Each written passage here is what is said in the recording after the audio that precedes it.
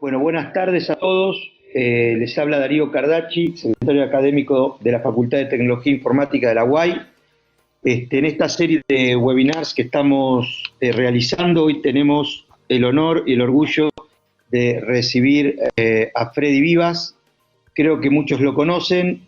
Para nosotros es un orgullo que nos acompañe. Es egresado de la carrera de Ingeniería en Sistemas Informáticos de la UAI y ha recorrido a su corta edad un trayecto profesional sumamente interesante. Actualmente es CEO de Rocking Data, que es una compañía especializada en todo lo que es ciencia de datos, inteligencia artificial y Big Data.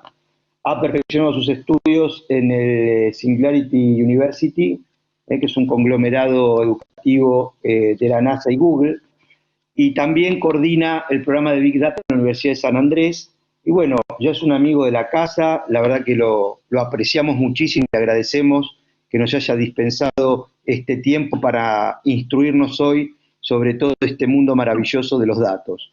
En el webinar también van a participar Nicolás Meyer, que es alumno avanzado de la carrera de Ingeniería en Sistemas, experto en datos, quien sobre el final de la charla de Freddy va a interactuar con él a través de algunas preguntas, a las cuales vamos a sumar todas las que el público presente quiera realizar. Y finalmente el doctor Jorge Scali, quien ha trabajado mucho con Freddy en actividades que tienen que ver con emprendedorismo, y bueno, más allá de toda su expertise en datos, creo que a Freddy lo podemos definir como un emprendedor nato. Creo que es una característica absolutamente distintiva en él, y nos gustaría poder hacerle algunas preguntas que creo que nos van a instruir y a iluminar sobre toda esta experiencia de poder emprender una actividad a partir del conocimiento. Así que bueno, deseo hacer esta breve introducción nada más, y te doy espacio, Freddy, para que comiences con tu charla. Bueno, muchas gracias, Darío. Gracias por tus palabras y la verdad que para mí también es un orgullo estar acá compartiendo siempre con la universidad, que es mi casa, ¿no? Y lo siento así, todos me lo hacen sentir así. Así que siempre estaba bueno estar en contacto, charlar, saber qué están haciendo. Tengo muchos amigos que estudiaron en la universidad y que siguen a otros haciendo otras carreras, familia, tengo estudiando a mis sobrinos, o sea que la verdad que tengo un vínculo muy fuerte con la universidad. Y como decía Darío, mi idea es contarles algunas cosas en relación a mi experiencia emprendiendo en tecnología. Emprender en tecnología es como algo que mucha gente se le está pasando por la cabeza más últimamente. Tiene sus bemoles, así que les quiero contar un poco cómo llegué a hacer Rocking Data, esta empresa en la que estoy trabajando y que fundé hace 3 años. Y conocer un poco el recorrido también, ¿no? Porque creo que puede ser entretenido saber cómo llegamos a este mundo rodeado, atravesado por los datos. Así que arrancamos. Bueno, lo primero es identificar de alguna forma en qué estadio estamos, ¿no? Y fíjense, esta foto que estamos viendo acá es como una buena metáfora, me parece, de esta velocidad con la que las tecnologías avanzan, ¿no? Fíjense ese pájaro ahí y un pequeño mamífero encima tratando de seguir ese tren de velocidad que lleva, ¿no? Las tecnologías exponenciales son las tecnologías que crecen exponencialmente, digamos, ¿no? Muchos de ustedes seguramente saben que es ser exponencial, pero básicamente es ir mucho más rápido que lo lineal. Y nosotros estamos ahí, cuando digo nosotros me refiero a empresas, me refiero a universidades, me refiero a instituciones de gobierno, de salud, que están tratando de ver cómo llegan a esa velocidad, ¿no? Cómo aceleran. Y un poco contando la historia esta que venía contando Darío, esta especialización que yo pude hacer dentro de NASA, esto es dentro de Mountain View, que es conocido como Silicon Valley, ¿no? En California. Es una universidad que mezcla como dos mundos, el mundo de la tecnología, el espacio y la innovación, con el mundo del emprendedurismo, del impacto social, de cómo hacemos para generar organizaciones que ellos catalogan como exponenciales, organizaciones que crecen muy rápido, digamos, ¿no? Que no necesitas mucha gente, es como una nueva forma de ver el mundo y las organizaciones. Yo estoy por acá, ahí en esa fluchita rosa, éramos 90 personas de 50 países distintos. Ahí en esa foto veo gente que hoy es amiga mía, gente que es de la medicina, de la educación, de las tecnologías puramente como yo que hice ingeniería, pero había de diferentes mundos, de diferentes países con problemas distintos, ¿no? Gente con problemas de transporte en sus países, con problemas de agua en sus países, con problemas de acceso a internet, o sea, millones de problemas distintos, y cada uno con su foco de su conocimiento original, lo llevaban a la universidad. Estuvimos 3 meses trabajando y estudiando juntos. Yo me imaginaba siempre algo como esto, la Singularity, la universidad del futuro, la universidad que te conecta con lo que va a pasar. Un poco hay algo de eso, porque justamente, fíjense, uno de estos personajes, Ray Kurzweil, es un futurista. Él es como un inventor, ¿no? El tipo, por ejemplo, generó el OCR, generó los primeros sintetizadores de la historia, o sea, instrumentos teclados, ¿no? Con eso revolucionó la música.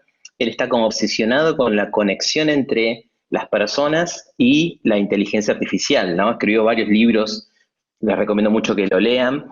Es asesor en películas de ciencia ficción, es el head, o sea, el líder de inteligencia artificial de Google, es un tipo tecnólogo y visionario, ¿no? Y el otro fundador de la universidad es Peter Diamandis, esa persona que está ahí, fíjense, con Elon Musk, o sea que estuve a una persona de Elon Musk, es como lo mejor que me pudo haber pasado. Estos dos tipos tienen como dos mundos distintos, el de emprender y el de la tecnología, ¿no?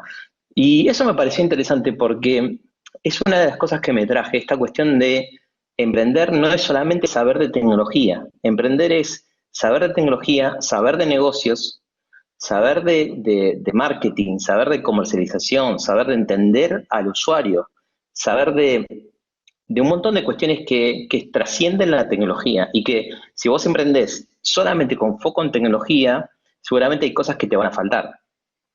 Esto es el día anterior, antes de llegar a la NASA, estaba en un hotel enfrente y van a ver muchas fotos de astronautas y esas cuestiones. Esta es una de la habitación que yo estaba, habitación típica de los 60, donde dormían astronautas, el Space Portal, muchas cuestiones. Esto es una foto vieja, pero se guardaban los Zeppelin en ese lugar que está ahí. Esto es un McDonald's abandonado, ¿no? La época de los 60 en Estados Unidos fue un auge del espacio tremendo y ahora quedó como mucho más atrás. Bueno, todos vieron lo que pasó hace poco, ¿no? Este es uno de los laboratorios de impresión 3D, realidad virtual. Todas esas tecnologías, acá estábamos probando un simulador del rover, del auto este que va a Marte. Y la robótica también en el medio de todo eso. O sea, estas son algunas fotos que muestran muchas de las cosas que fui viviendo ahí adentro, y muchas cosas experimentales. Esto era un laboratorio de robótica. Fíjense, acá estábamos haciendo yo tenía como una vincha controlando los movimientos de estas robots araña, y estos robots estaban hechos con un par de dólares, estaban desarrollados en Python, un lenguaje muy usado, ¿no? Y había una persona ahí codificando y modificando cosas como en beta constante, ¿no? Como todo el tiempo, no llegando a un objeto terminado como este robot que está a la derecha, sino como una cuestión de estoy aprendiendo, estoy probando y haciendo y aprendiendo, ¿no? Como esa era la visión, ¿no? Es lo que mucha gente hoy en las universidades y instituciones, en empresas también, se dice como aprender mientras hago, ¿no? Learning by doing. Es como, esa es la forma de ver lo que tienen ellos. Y también hablando de forma de ver, para nosotros, como cuando hablamos de robots y yo hablo, mucha gente se lo imagina así, y en realidad para Singularity es más bien como eso. Eso que está ahí en el medio, este humanoide, que es como una especie de robot, este muchacho que está acá lo desarrolló, yo lo vi haciéndolo con sus propias manos, es un chico japonés que hace poco consiguió un montón de inversión. El objetivo de él es, claro, es un problema que él ve en su país, de que cuando hay un terremoto, hay una cuestión así, una catástrofe natural, tienen que ir personas a levantar piedras. Y mientras salvan gente, se muere gente también, ¿no? Tratando de hacer ese trabajo. Entonces él tomó robots tradicionales y a través de realidad virtual se conectaba con un casco, con unos guantes y lo manejaba remotamente. No es una locura la invención de él, pero lo que sí consiguió hacer es como una especie de hack tecnológico. O sea, tomó una tecnología que ya existía, encontró un problema bien definido para el cual hay mucha gente dispuesta a pagar por una solución y unió ese conocimiento tecnológico con el problema y creó la solución. Y eso es una forma de ver el mundo que hoy se está usando en los negocios para cualquier cosa que hablemos, ¿no? Es un poco dejar esta visión, hablando de los robots y de la tecnología, dejar esta visión Terminator y empezar a ver esta visión un poco más más Jarvis de Tony Stark, de Iron Man, con esta cuestión de la tecnología como complemento, ¿no? Cuando ustedes ven Tony Stark, Iron Man está volando y ve un objeto y le dice, ese objeto va a tal velocidad, pesa tanto, tenés cuidado que te puede chocar. Después él toma la decisión, si se esquiva o lo choca o hace lo que sea, pero la tecnología lo ayudó a entender con datos, a entender con una lógica más rigurosa eso que estaba viviendo, ¿no? Y él tomó la decisión de apoyarse o no en la tecnología, ¿no? Esa es la visión que me parece que hay que empezar a mirar, ¿no? La tecnología aumentador, como un aumentador de la capacidad de las personas, ¿no? No ya como computadora o máquina, sino computadora más máquina, ¿no? Ese combo, por supuesto, es muy rico.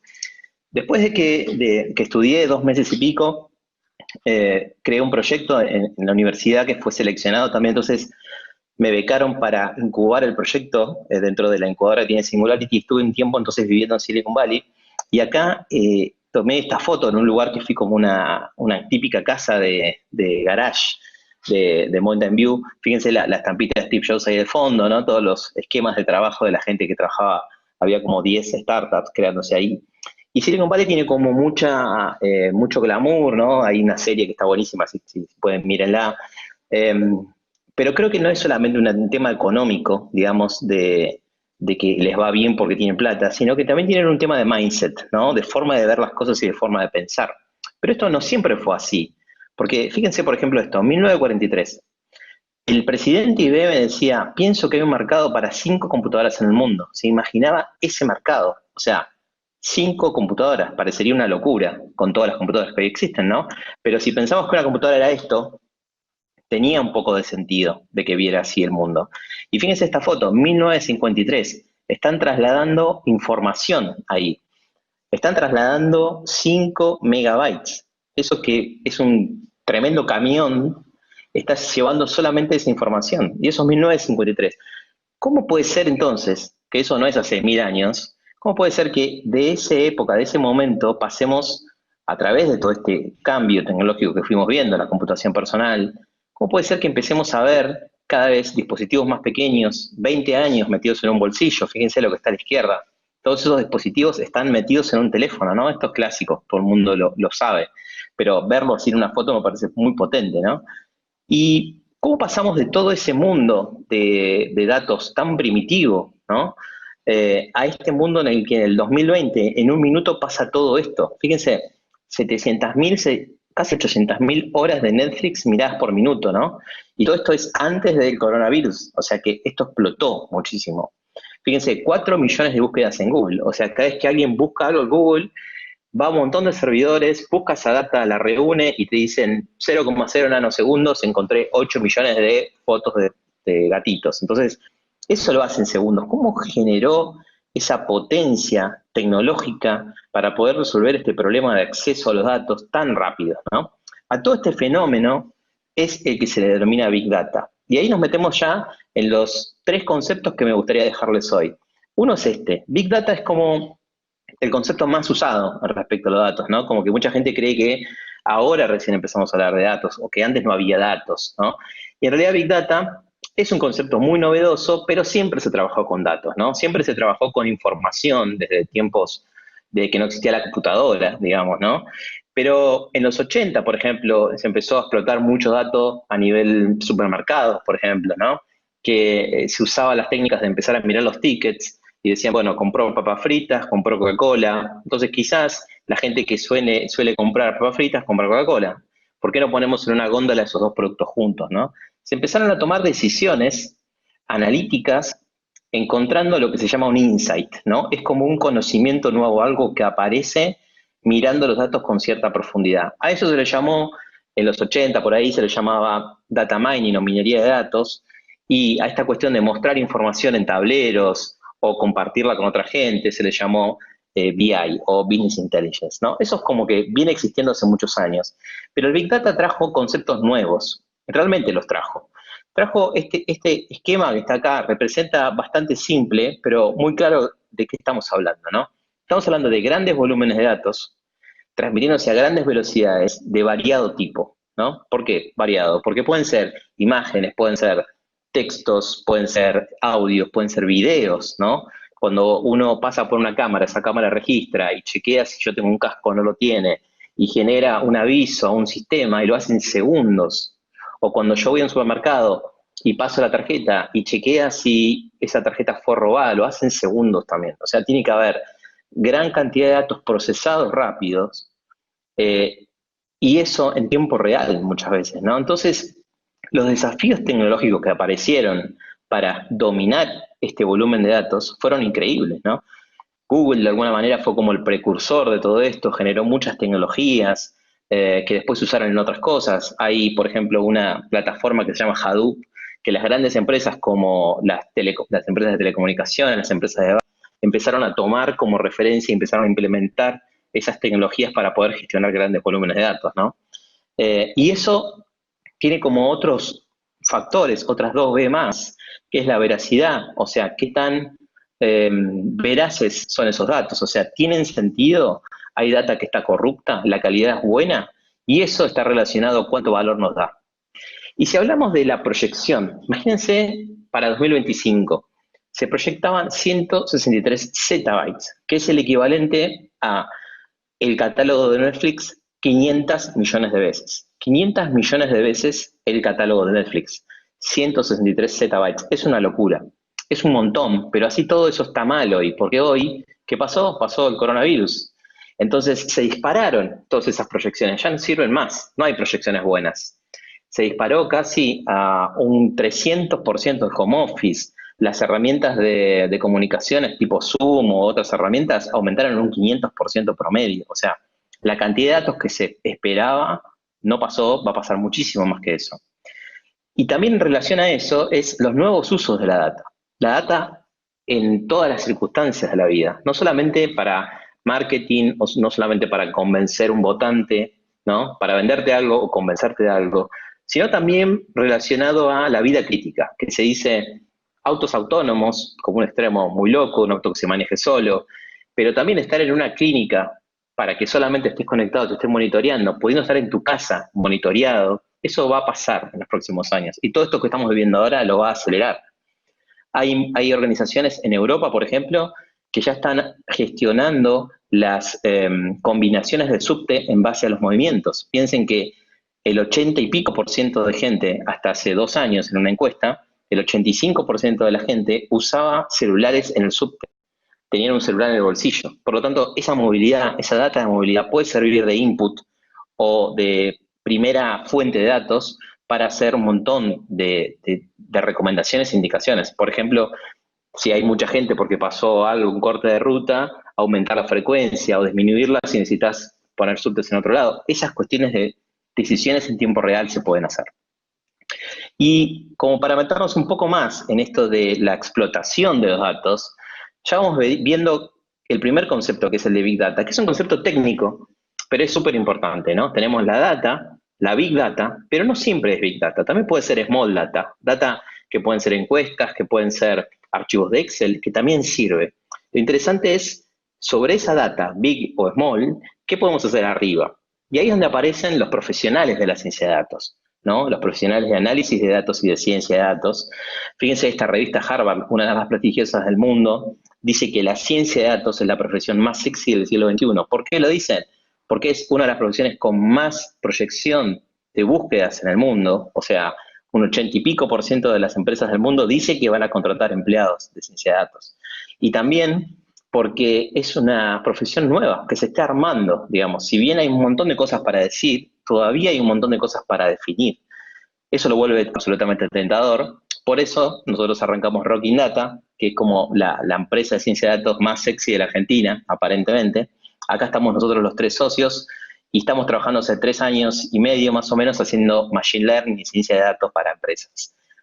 Y cuando decimos lo importante es los datos, no siempre estamos hablando de Big Data, aunque la Big Data de alguna manera vino a potenciar otras tendencias, ¿no? Por ejemplo, la inteligencia artificial. La inteligencia artificial hace 60 años que existe, no es nueva, pero solo tiene sentido hoy cuando hay muchos datos, donde hay Big Data, que le permite darles muchos casos a la inteligencia artificial, darle mucho conocimiento, darle de comer para que entienda el mundo que lo rodea o el mundo que tiene que resolver la inteligencia artificial y pueda tomar decisiones en base a eso. Por eso, mucha gente dice que la Big Data es la que va a permitir que muchas cosas funcionen. La inteligencia artificial es una, la biotecnología es otra, nanotecnología, la robótica, gracias al Big Data. Hay como un método que nosotros imaginamos para procesar esa data, ¿no? Hablando de Big o hablando de Small. Lo primero es pensar, para mí, es qué quiero resolver. Porque muchas veces nos llaman empresas, organizaciones y nos dicen, bueno, ¿qué data tenés para tal cosa? ¿Me podés conseguir la data de tal?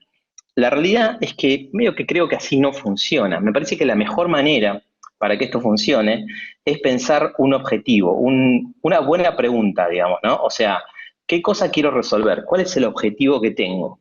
Después de tener eso, vas a pensar cuál es la data que vas a usar. Vas a entrar a analizar esa data. Vas a encontrar insights, estas cosas llamativas, interesantes para contarle a las empresas. Y vas a ejecutar una acción. Y para todo este flow de trabajo, toda esta forma, esta cadena para resolver proyectos de data, existen diferentes interlocutores. No todos los perfiles que trabajan en ciencia de datos hacen lo mismo y saben lo mismo. Si se fijan ahí en el medio, está la ciencia de datos o el científico de datos. A la izquierda está el ingeniero de datos y a la derecha el analista de datos. Para decir a simple título rápido, digamos que el ingeniero de datos es lo más parecido a un ingeniero de software, ¿no? Es una persona que hace ingeniería, que se topa con problemas que tiene que resolver programando, que tiene que resolver con el método de construcción de software, que tiene que ir a buscar sistemas viejos, tomar esa data, automatizarlo para que lo ponga en otro lugar. Toda esa ingeniería dura, y más hoy y en Argentina, donde hay muchos sistemas viejos, muchos sistemas con tecnologías obsoletas, tienen que ponerse a entender eso y poner los datos a disposición del resto del equipo, en este caso los científicos de datos y los analistas de datos. Nosotros, por ejemplo, en Rocking Data, tenemos 2 personas que hacen esto, lo ponen en un data lake, que es un repositorio de datos mucho más pulido, con mejor calidad, y después ahí acceden los analistas de datos a hacer los trabajos. El científico de datos en el medio, como la estrella de todo esto, ¿no? El que realmente le saca valor de verdad a los datos. Y fíjense, debería tener conocimientos de matemática, de estadística y de algoritmos, ¿no? Algoritmos no dejan de ser un software que se desarrolla, un programa que se escribe, que ejecuta una serie de pasos. Esos algoritmos muchas veces, nosotros, por ejemplo, trabajamos con open source, con código abierto. Usamos Python, usamos R, tomamos datos, tomamos algoritmos que ya existen muchas veces y los adaptamos. Los adaptamos creando lo que se llaman nuevas variables. O sea, generamos como nuevos datos a partir de los datos que ya tiene un cliente. El perfil este es un perfil súper difícil de encontrar, es como el más buscado, ¿no? No solamente tiene que saber eso, sino también tiene que tener adaptación a los negocios, entender de diferentes tipos de proyectos, tiene que cumplir con determinadas pautas de trabajo dentro de un equipo, porque muchas veces trabajan no en el área de tecnología, sino trabajan en el área de marketing, trabajan en el área, es como un mundo nuevo, ¿no? Y los analistas de datos son como el perfil más soft de estos 3, y es un perfil que se pone a disposición del negocio para ayudarlos a encontrar respuestas, ¿no? Por eso dice data y comunicación, o sea, tiene que poder usar herramientas como, no sé, Excel, usar herramientas como SQL, como PowerPoint, empezar a entender de a poco cuáles son los desafíos que tiene una empresa e ir ayudándolos a profundizar en esa data. Aunque mucha gente piensa que ahí vienen los científicos de datos, piensa que somos todos así, pero la realidad es que hay muchos perfiles distintos. Y para entender, me parece la mejor manera, vamos a hacer como un paneo muy general por qué cosas resuelve la ciencia de datos y qué cosas resuelve el análisis de datos. Porque ahí va a quedar claro, y esos son como los 3 conceptos que quería charlar hoy. El primero es, ¿qué pasa cuando quiero resolver un problema? Tengo que empezar a mirar la data. El primer punto es decir, ¿qué pasó? Responder qué pasó. Imagínense que estamos hablando de una universidad y decimos, bueno, quiero ver los que dejaron la carrera. Bueno, me pasan un Excel o me pasan un tablero online que dice, bueno, todos estos alumnos dejaron la carrera este año. Bueno, listo, ya pasó. Es una descripción de algo que no hay nada para hacer, digamos, ¿no? Es como un nivel muy básico. Un nivel más avanzado es este. es pensar por qué pasó, hacer una especie de diagnóstico. Imagínense una visualización interactiva. Muchas veces los que trabajan en esto van a escuchar el concepto de cubo o de herramientas como dashboards online que te permiten hacer visualizaciones con filtros. Imagínense, entonces filtro los que vienen a la noche, los que van de tal sede con tal profesor, y son esos los que dejaron la carrera. Entonces empecé a entender un poco más por qué pasó, es un nivel un poco más profundo. Más niveles, tenemos que pensar qué pasará, una proyección. La predicción que hablamos siempre de la ciencia de datos es esto, ¿no? Generar una tendencia futura. Imagínense que podamos decir, estos alumnos dejaron, estos alumnos se comportan parecido, por ejemplo, llegaron tarde igual que estos, dejan, no pagan, un montón de variables que yo empiezo a analizar y digo, bueno, los que dejaron y estos se le parecen mucho, entonces la probabilidad de que esos alumnos dejen también es mucho más alta en esos casos, ¿no? Imagínense que yo a la lista de alumnos le pego 95%, 100% de probabilidad de que deje, 30%. Ese ejemplo que lo pongo con alumnos aplica a clientes, aplica a empleados, aplica a un montón de cosas y esos son los proyectos que más van a funcionar en los próximos años. ¿Y qué acción tomar? Está bastante relacionado. Prescripciones, ¿no? Imagínense que si hablamos de esta universidad, que pueda agarrar y decir, bueno, decano, estos son la lista de los alumnos que tienen alta probabilidad de dejar. O que les envíe un mail directamente a los alumnos y les diga, che, fíjense, están faltando mucho, ¿no? Empezar a ejecutar acciones bien concretas en función a lo que pasa. Y ahora vamos con los dos conceptos que les decía. El primero, Big Data. Ahora vienen los otros dos. Estos dos pasitos de respuesta en análisis de información es lo que se conoce como Data Analytics. Y estos dos que están acá, los siguientes, son los que se llaman Data Science. Los primeros dos son más, como dice ahí, de diagnóstico, de dar cierta respuesta, y los últimos dos son de mirar al futuro, ¿no? Por eso, muchas veces se dice que la ciencia de datos lo que busca hacer es mirar la historia para predecir el futuro. Una de las primeras cosas que suele haber cuando uno se pone a trabajar con datos es que las empresas, las organizaciones te dicen, bueno, pero ¿qué datos puedo usar? Porque yo no tengo buenos datos o no lo sé. Entonces ahí nos metemos, ¿no? Hay como dos grandes mundos. Primero los datos internos de las compañías o de las organizaciones, ¿no? Imagínense acá una empresa clásica, la facturación, los clientes, los pedidos. Si fuese una universidad podrían ser los alumnos, los profesores, las sedes, los horarios, los exámenes, o sea, hay un montón de datos, ¿no? Y los datos internos creemos que es como la fuente principal de conocimiento, porque muchas veces se dice, yo tengo los datos, pero el tema es que la mayoría de las empresas no hacen nada con los datos, o hacen muy poco porque no pueden profundizar la mirada. La ciencia de datos te da como una especie de lupa para mirar en profundidad esa información y encontrar cosas, patrones, insights interesantes para contar.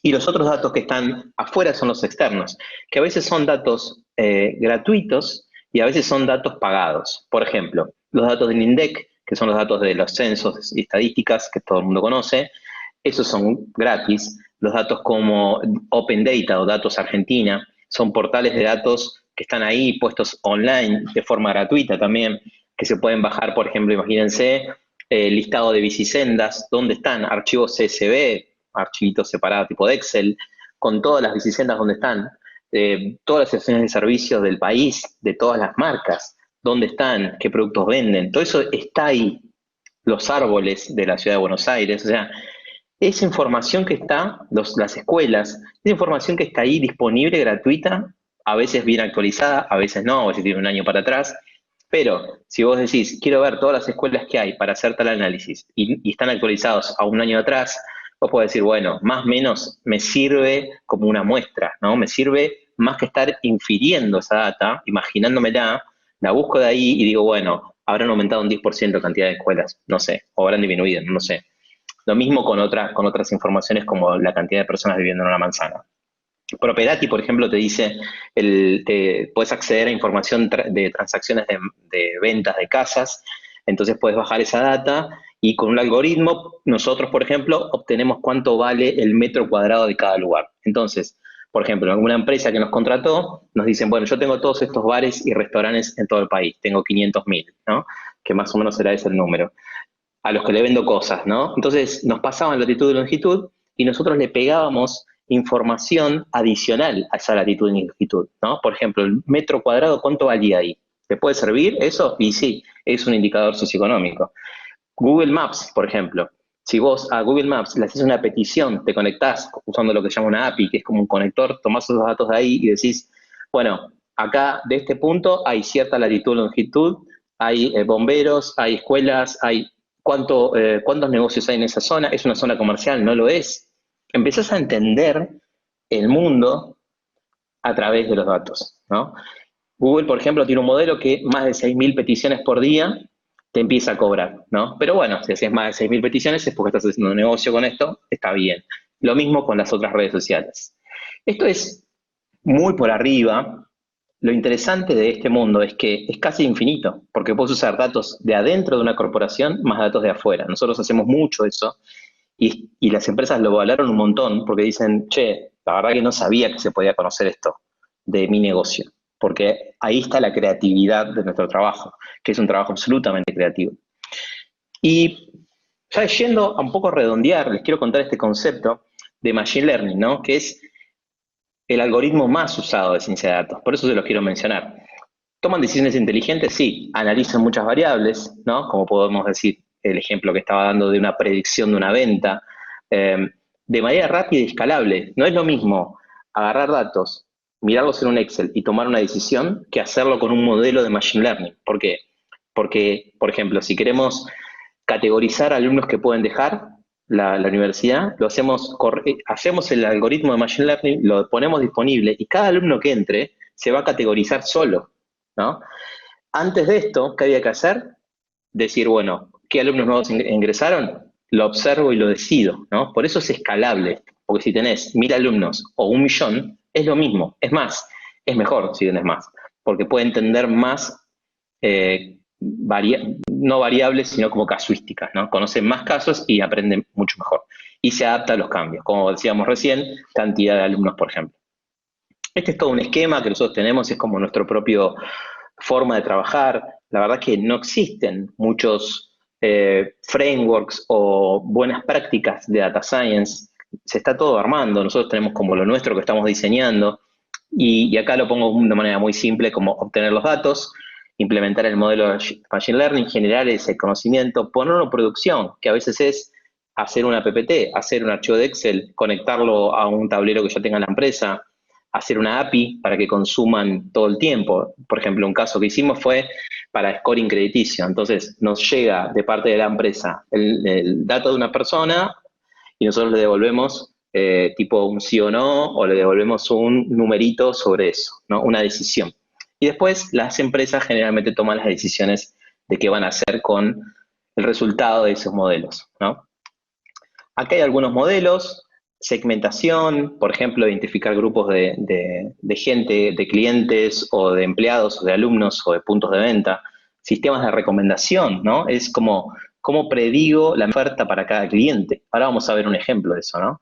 Predecir la demanda, que es cuánto voy a vender en los próximos meses, ¿no? Ahora con el contexto que vivimos, esto se rompe todo, ¿no? Pero es un modelo que funciona. Detectar fraude en forma automática, o sea, empezar a detectar transacciones que posiblemente sean fraude. Por ejemplo, Mercado Libre tiene probablemente el mejor sistema de detección de fraude de Latinoamérica. Es la empresa con menos fraude, de hecho, y eso le permite escalar un montón, o sea, porque no tiene tantos problemas de ese estilo, porque generaron la inteligencia artificial para evitar eso. Predicción de abandono sería como lo que decíamos de los alumnos. Valor del ciclo de vida es entender cuánta plata te va a dejar un estudiante nuevo a una universidad, un cliente nuevo. O sea, es tratar de predecir qué cosas le puedo vender a lo largo de todo el ciclo de vida de esa persona en tu organización.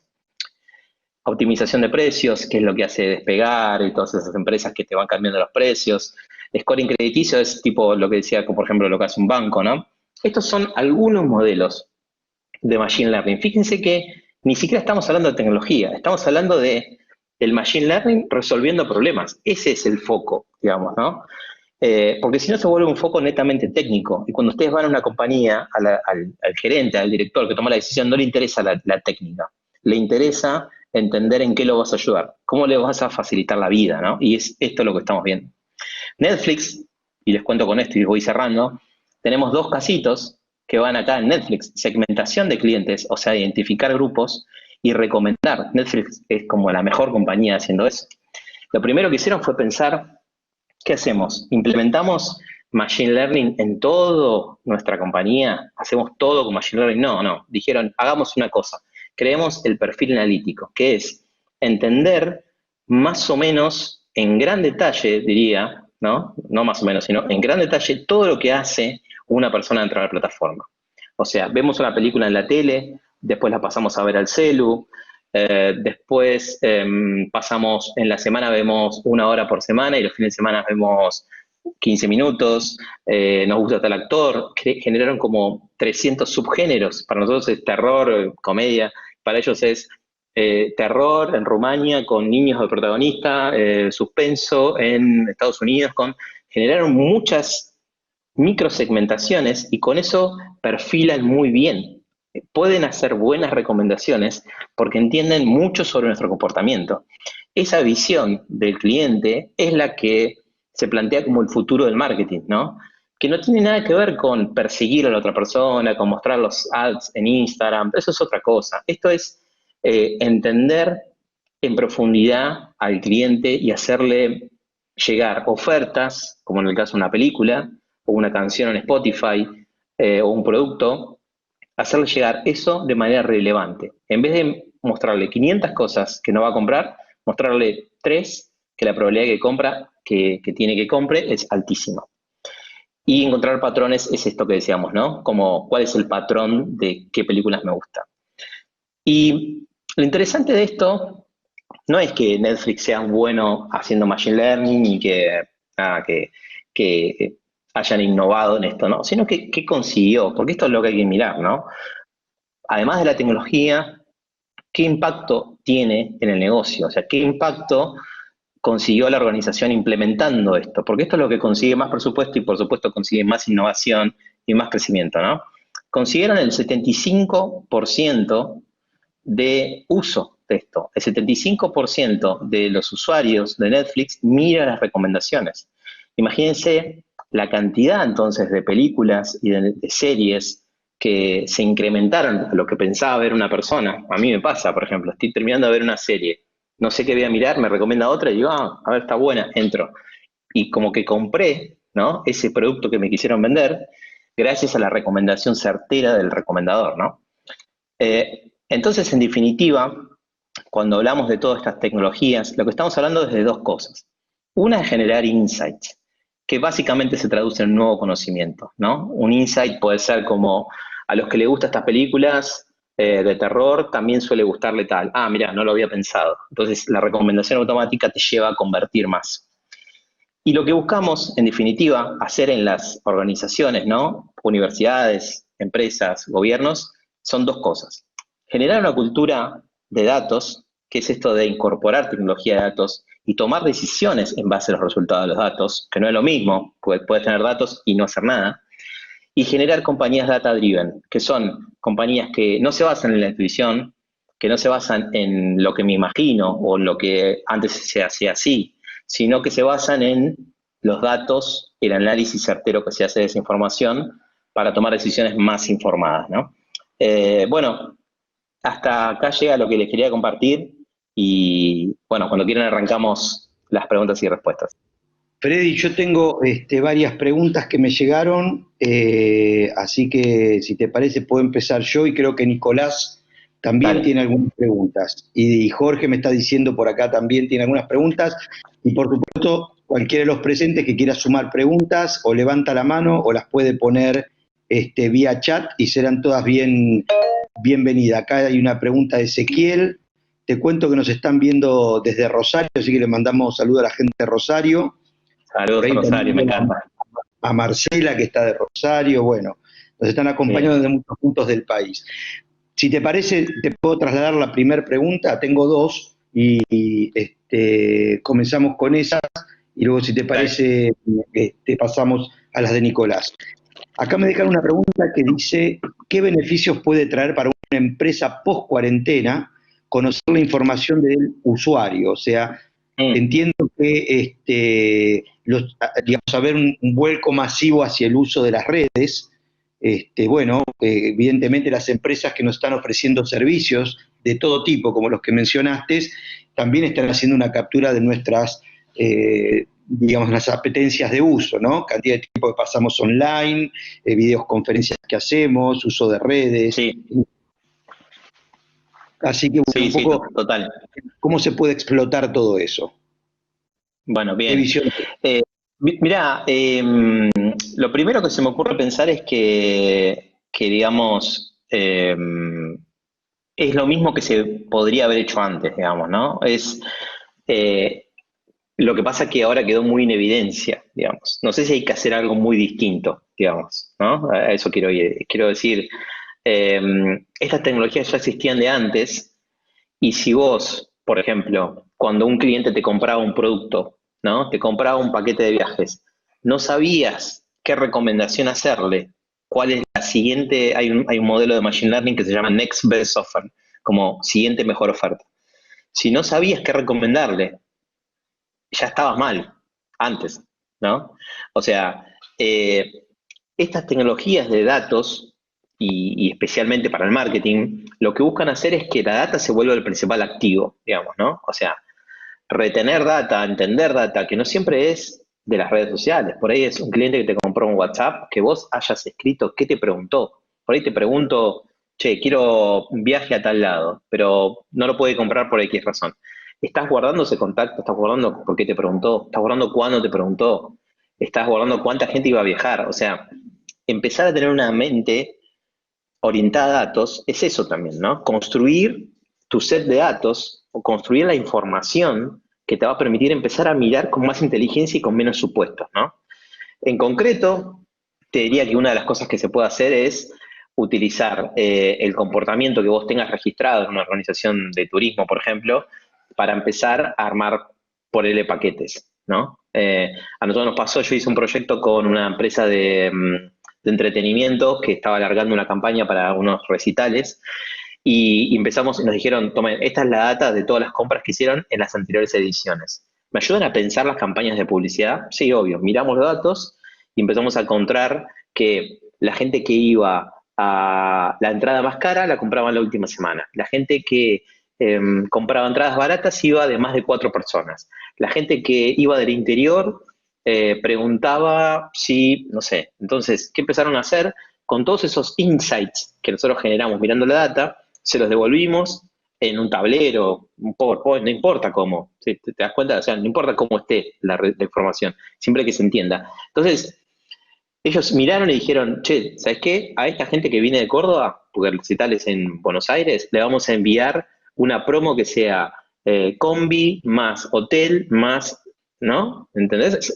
Es como mirar la data, mirar lo que pasó antes, intentar predecir un comportamiento que te busque una conversión mayor en la venta. Te traslado otra porque van llegando cada vez más.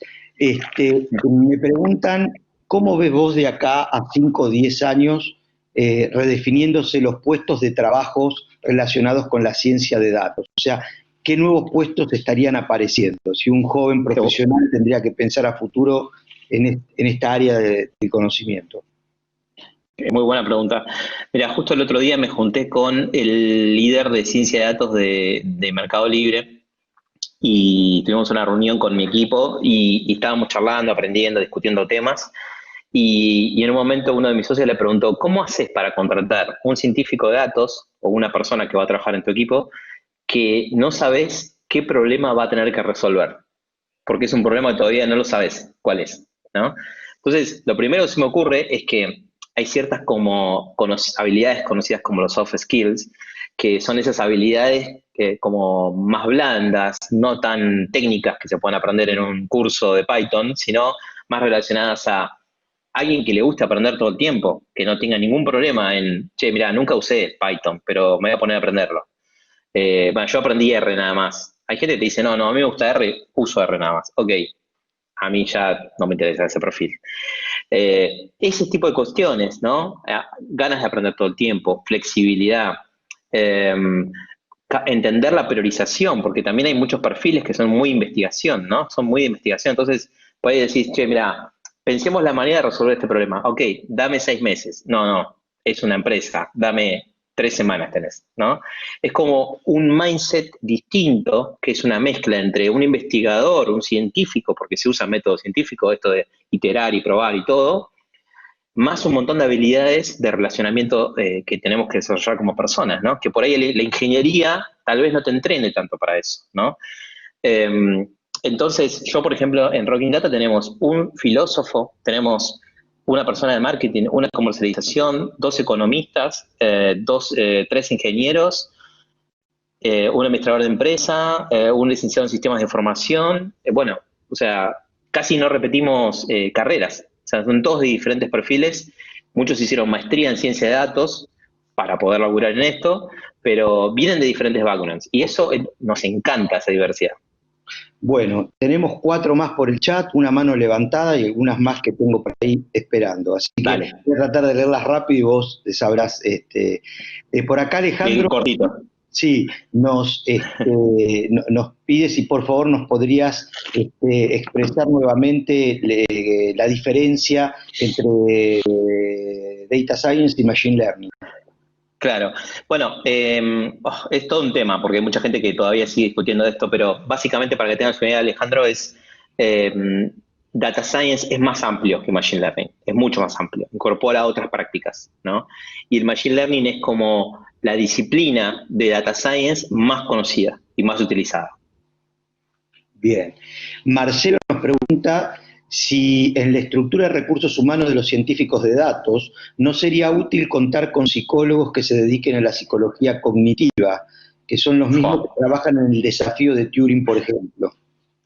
Sí, sí, bueno, la verdad que yo, por ejemplo, yo me formé como una persona de datos, digamos, en una empresa de telecomunicaciones que hay un equipo de 100 personas. Y, por ejemplo, teníamos un sociólogo, que no es lo mismo, pero me doy cuenta que la mirada social y de ese tipo de conocimiento suma un montón en estos proyectos, porque muchos proyectos son de entendimiento del comportamiento, ¿no?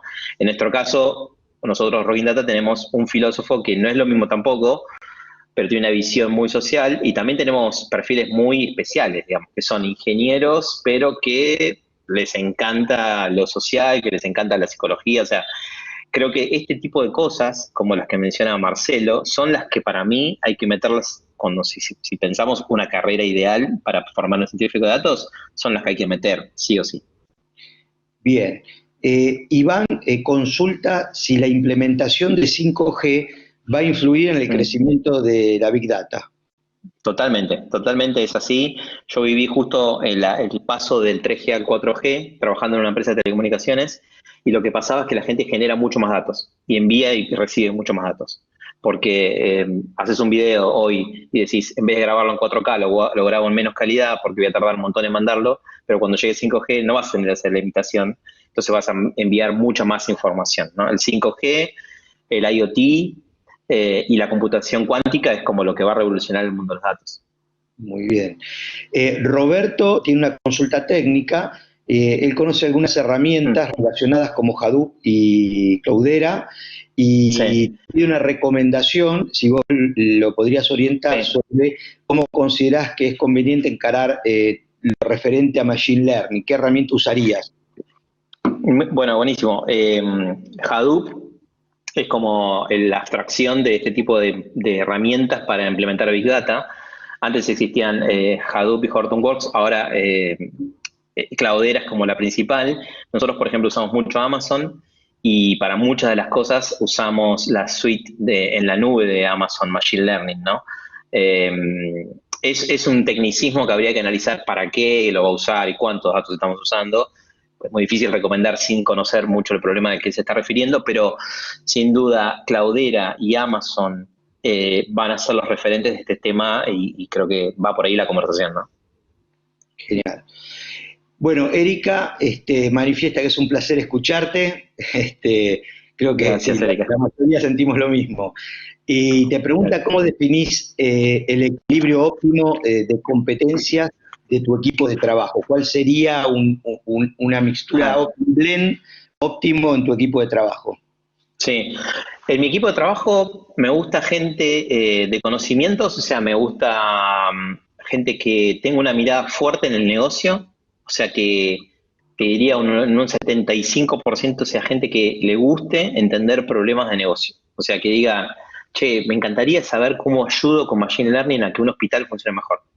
Me encantaría saber cómo hago para eficientizar este método para que proyectemos mejor las ventas de tal producto. O sea, que su cabeza sea de resolver problemas para un fin específico. Eso es una visión de negocio. Para mí, eso lo tienen que tener todos. Después, estamos encontrando ese blend. Tenemos mucha gente fuerte en ingeniería de datos. Y después el resto te diría que son gente que está programando en Python fuerte, nos imaginamos como un perfil de UX y de desarrollo de software fuerte ingresando en los próximos años a Rocking Data. Todavía como que eso muchas veces lo estamos tercerizando, pero me imagino eso va a pasar. Bien. Leonor está en la última etapa de formación de la licenciatura en matemática y le interesa muchísimo la ciencia de datos, tiene conocimientos de R y te consulta sobre qué postítulos considerás que serían convenientes que obtenga para poder transformarse, digamos, en una profesional en el área del análisis de datos. Bueno, ellos ya tienen mucho camino recorrido, ¿no? Con matemática y con R, que es como el lenguaje estadístico más potente. Eh, si tiene ganas de hacer un posgrado, seguramente una maestría en ciencia de datos, con el perfil que tiene ella, que es bastante técnico, me parece que lo ideal sería una maestría de ciencia de datos no tan técnica, ¿no? Una maestría de ciencia de datos más conectada con el negocio. Yo si tuviera que contratar una persona de matemática, diría, bueno, que quizás no tiene tanto conocimiento de empresas, por ejemplo. Me gustaría que haga o un MBA, una maestría de ciencia de datos con una orientación corporativa, ¿no? Pero eso es una idea mía, digamos. Claro, la formalidad matemática para las ecuaciones, los modelos ya lo tiene. Ya lo tiene todo, ya lo tiene todo. Sí. Correcto. Bueno, muy bien. Y bueno, nos quedan preguntas de Nicolás y de Jorge, que tiene varias acá Dale, que sí, tienen que Jorge. ver con respecto a tu empresa y al emprendedorismo. Bueno, Dale. Nicolás. Te pregunto yo, Freddy, entendiendo que Sí, el Nico. futuro está en los datos, como bien vos explicaste recién en la charla, y que de hecho hoy es el recurso más valioso que tienen las organizaciones, ¿no? Sí, sí. Actualmente, ¿cuánta demanda existe en el mercado para este tipo de empleos? Y sumado a eso, te hago otra pregunta, ¿cuáles crees vos que son los conocimientos que son fundamentales? Recién nombraste programación, R, Python, Sí. probabilidad estadística, matemática, son materias que nosotros en la UAI, en la carrera de ingeniería, las tenemos, y si vos crees que Sí. son una buena base. Sí, arranco por esa, son sí, sin duda una muy buena base. Me parece que no llegué a hablar tanto de eso en mi presentación, pero es como un blend de perfiles, ¿no? Este conocimiento matemático, estadístico, de software, ¿no? Es súper clave. Los proyectos de ciencia de datos para mí son como proyectos de tres cosas, ¿no? Un proyecto de datos involucra tecnología, software fuerte, involucra negocio, entendimiento del problema, e involucra también la estadística y la matemática, digamos, ¿no? Esos son como los tres grandes mundos. Y, por ejemplo, recién Leonor preguntaba, ella viene de la matemática, tendría que fortalecer los otros dos, si quiere. Aunque, por supuesto, cada uno tiene sus fortalezas, ¿no? O sea, si te gusta el software y querés ir por ese camino, está buenísimo que vayas por ahí y que sigas aprendiendo más lenguajes. Python es el lenguaje más poderoso que existe, después hay otros que están ahí como peleándola. Eh, Incorporar otros conocimientos como más, como decíamos antes, habilidades más blandas de trabajo en equipo, de entender un problema rápido, de tener capacidad de saber priorizar las tareas, ¿no? O de ser flexible. El desarrollo de software es muy estructurado y capaz que entras a una empresa y te dicen, che, mira, este proyecto que tenías hoy no lo tenés más, ahora tenés este. ¿Cómo reaccionás ante eso? Entonces, ese tipo de habilidades hay que desarrollarlas, no las tenemos naturalmente en general, y está bueno aprender o dejarse coachear por gente que sí las tiene, ¿no? Y tu primera pregunta era sobre el futuro de la profesión. Bueno, mirá, hace poco leía en estudios globales, un 80 y pico por ciento de empresas del mundo estaban declarando que iban a contratar proyectos de personas que trabajan en proyectos de ciencia de datos en los próximos 5 años. 80 y pico por ciento. O sea, esto es muy real. De hecho, el año pasado hay empresas como bancos que contrataron 300 personas, de las cuales 150 eran perfiles como estos. Cosa que no está pasando en otras industrias, ¿no? En otro tipo de conocimiento, ¿no? Entonces, la necesidad realmente está, todas las organizaciones se van a tener que convertir en organizaciones de datos a nivel general, y por lo tanto este tipo de conocimiento va a ser cada vez más buscado. Bueno, Freddy, mira, hay muchas preguntas que me están llegando, pero me gustaría, porque vamos a tener tiempo, que me parece muy importante porque cuando interactúe con gente, porque estamos por este canal, me escriben también por los otros canales, por el WhatsApp, por el Estamos volviendo locos, Darío. No, y muchos me están preguntando, ¿cuándo va a hablar de todo este tema de emprendedorismo que me interesan? Porque yo estoy haciendo algo y bueno, y tengo algunas trabas. Y era el espacio que quería que interactúes con Jorge, que es nuestro experto en emprendedorismo, ¿no? Con todo el gran trabajo que está haciendo no solo con gente universitaria, sino aún con gente preuniversitaria, que ya empiezan a inculcarle esta mentalidad de emprender, y todos los eventos que él hace, ¿no? Aprender a emprender, Walter Junior, etcétera. Y con la alegría que tenemos hoy de que, bueno, Jorge ha tenido el honor de apadrinar proyectos que vimos en estado muy germinal y que hoy son empresas realmente prometedoras en el mercado, inclusive algunas ya apadrinada con fondos ángeles desde el exterior por su proyección, lo que ven que puede rendir. Y creo que en ese grupo, en esa línea, está tu emprendimiento, así que creo que nos puedes enseñar bastante sobre eso. Y bueno, lo dejo a Jorge con el habla para que interactúen. Dale. Bueno, Jorge, querido. Freddy, ¿cómo estás? ¿Cómo estás? Muy bien, contento de charlar con vos. Bárbaro. Les comento que a Freddy lo conozco de chiquito, sí, lo conozco desde que era alumno y hasta ahora que es un emprendedor de mucho éxito. Hay algo que nosotros siempre evaluamos desde los emprendimientos, que es cómo se conforman desde el génesis los equipos de trabajo. Yo sé que vos estás ahí con Diego y Martín. ¿Cómo fueron esos comienzos? Porque sé que son amigos. ¿Sí? Sí. ¿Cómo fue esa experiencia? ¿Sí? Sí. De comenzar a trabajar con amigos. Totalmente. Mira, para mí, bueno, primero agradecerte y estar contento de charlar con vos, que muchas de las cosas que vos hiciste cuando eras mi profesor me sirvieron un montón hasta hoy. La cuestión de la visión de marketing, la visión comercial, la visión en pensar en el usuario, digamos, ¿no? Eso me sirvió un montón. Agradecerte por eso. Y bueno, sí, con mis socios y amigos nos conocimos trabajando en una compañía, nos sentábamos en la misma mesa, empezamos a tocar juntos, compartíamos la banda y empezamos a darnos cuenta que eso que hacíamos, trabajar con datos, era algo que tenía mucho futuro y evidentemente era algo que iba a ser cada vez más buscado, ¿no? Entonces, lo que hicimos ahí al principio fue empezar a generar proyectos tipo prueba, ¿no? Imagínate como MVPs y decir, che, esto puede andar, esto no.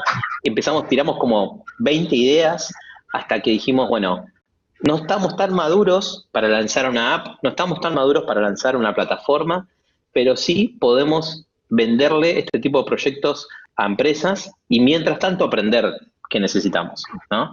Ir entendiendo el mercado. Creo que la mejor cosa que pudimos haber decidido fue lanzarnos rápido sin saber bien qué íbamos a hacer, porque si me preguntabas al principio me decías, che, pero ¿qué haces? ¿A qué industria trabajás? Cualquiera.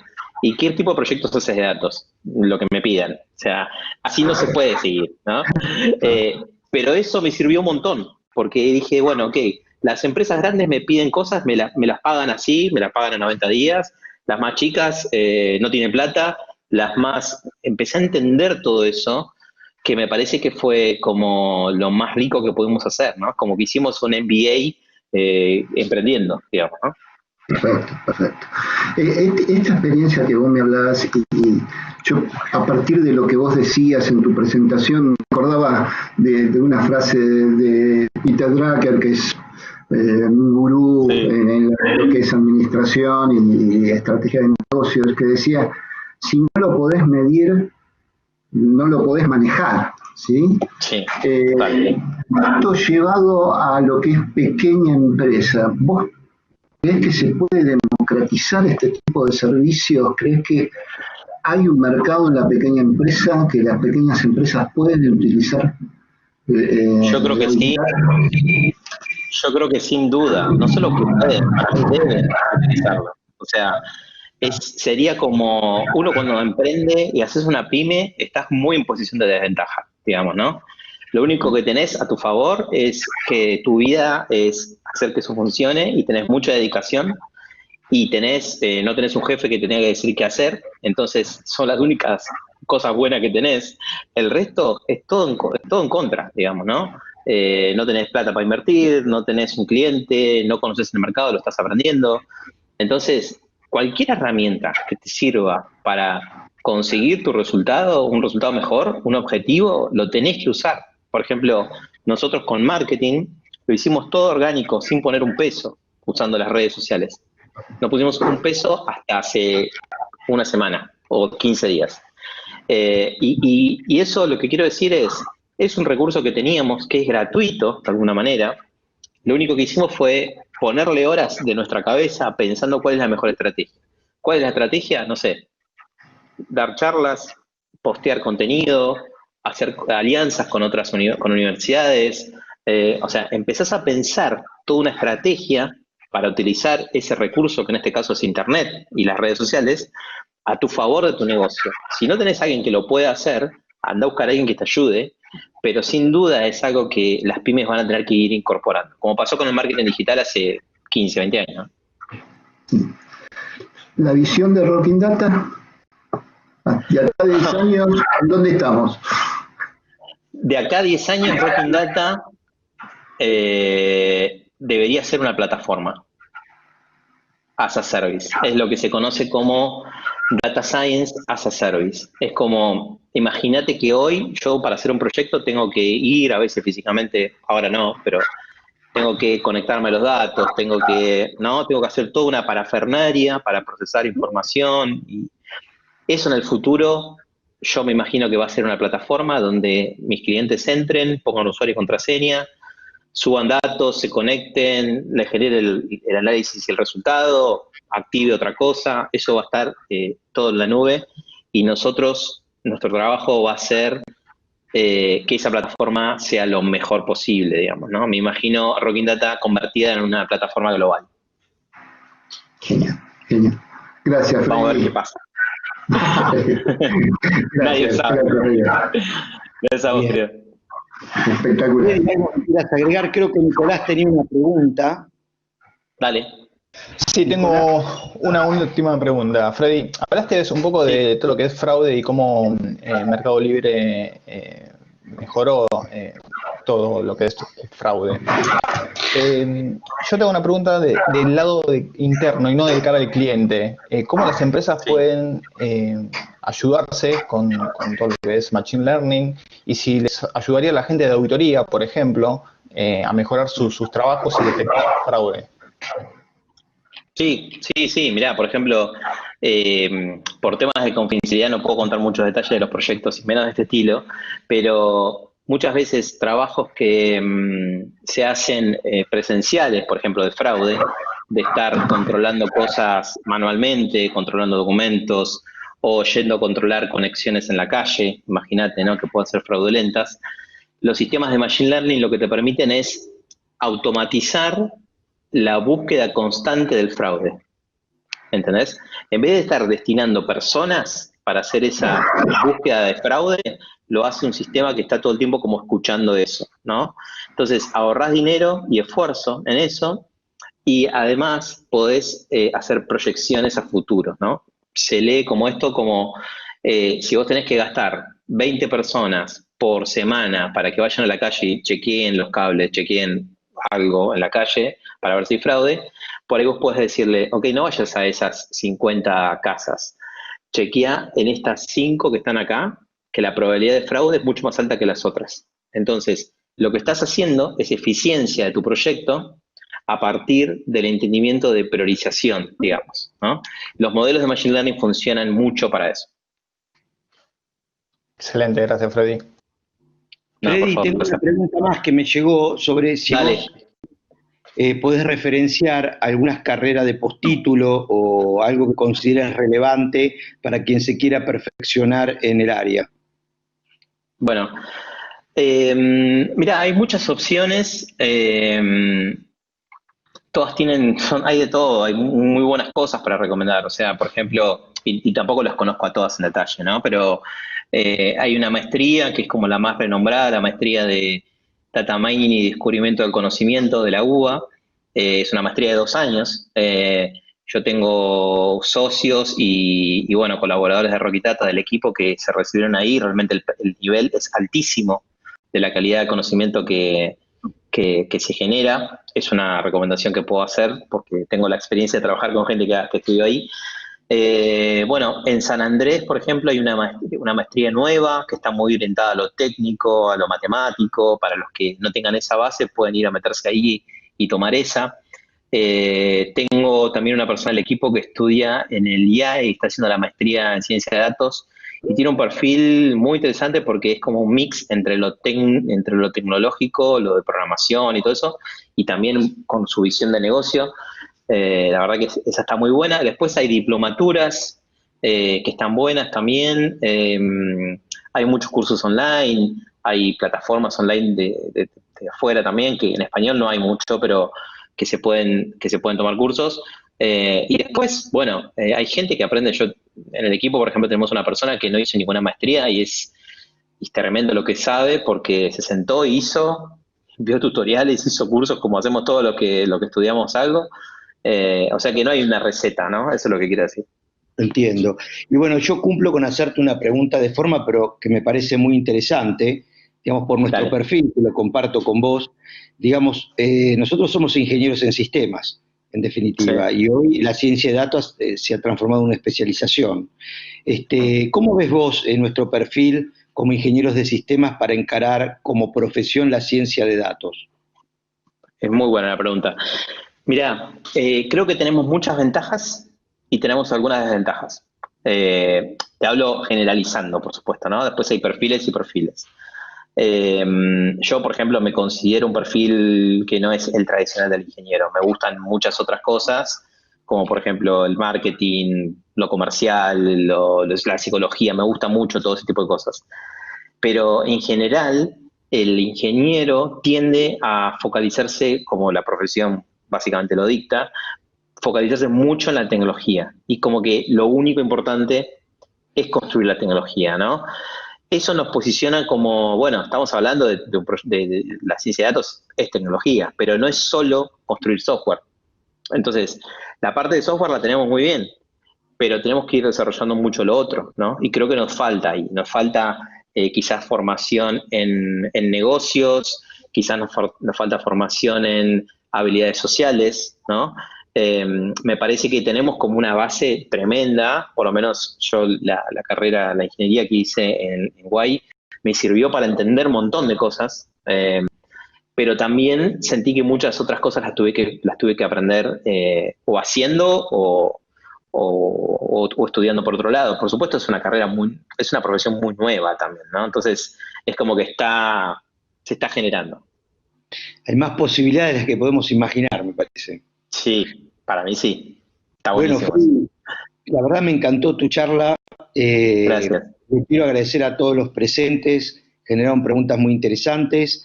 Te cuento que yo estuve viendo algunas encuestas que se participaron mientras vos hablabas y hay un 80% de intención de seguir escuchando más Qué bien. webinars sobre datos. Así que creo Buenísimo, que buenísimo. vamos a tener que hablar prontamente con vos nuevamente. Ahí te ponen una idea, mirá, hay que desarrollar el posgrado de Data Science en la UAI, mirá. Buena idea, Exactamente, sí, justo me buena surgió idea. el posgrado acá. Me dice, sí, Andrés, me encantaría un posgrado. La verdad que vos sabés que la UBA ha empleado muchísimo su oferta laboral. Hace 3 años lanzamos una licenciatura en gestión de tecnología que Sí. casualmente tiene mucho que ver con lo que vos decís, ¿no? Es una carrera donde aporta todo lo que ya conocemos de la ingeniería, pero fuertemente enfocada a las habilidades blandas. Sí, Entonces, sí, sí, sí, sí, sí. que yo creo que a futuro, cuando te preguntaban sobre las carreras del futuro, yo creo que se va a producir un mix entre habilidades blandas y técnicas, ¿no? Es necesario. Vale, La tecnología evidentemente ha nacido para ser socializada y quedan muchos años para socializarla, así que poder manejar esas habilidades en un profesional me parece que va a ser un elemento distintivo, una competencia profesional interesantísima. Y sí, también, bueno, acá hay muchos alumnos, así que les cuento para que tengan una idea de su futura formación. Tenemos la maestría en tecnología informática y ahora recientemente he lanzado el doctorado. Así que, bueno, hay una oferta interesante, la verdad que nos apabulla la cantidad de cosas que hay para ofrecer. Por supuesto que sería muy, muy interesante poder hacer una maestría o una especialización. También salió ahora la especialización en ingeniería de software. Y bueno, sí, la verdad que una especialización en data science sería algo que creo más que interesante. Por muchos motivos, por los spin-offs de investigación y por, digamos, la formación en términos de aplicabilidad en el perfil profesional. Sí, está bueno, muy bueno. Freddy, no sé si querés agregar algo más, si querés dejar un contacto, porque estoy seguro que mucha gente se va a quedar pensando y dice, dale, ¿querés que lo ponga mi mail acá? Sí, por supuesto, sí. ¿No te incomoda? No, para nada. Ahí puse mi mail y me pueden encontrar en las redes sociales. Está la página web también de Rocking Data en el srockingdata.com.ar. Así que, no, yo más que agradecerles por la invitación. Es especial para mí hablar con ustedes, es como me siento en casa, en serio. Así que contento de haber sido invitado y un montón de gente que se sumó y preguntó, estuvo bueno.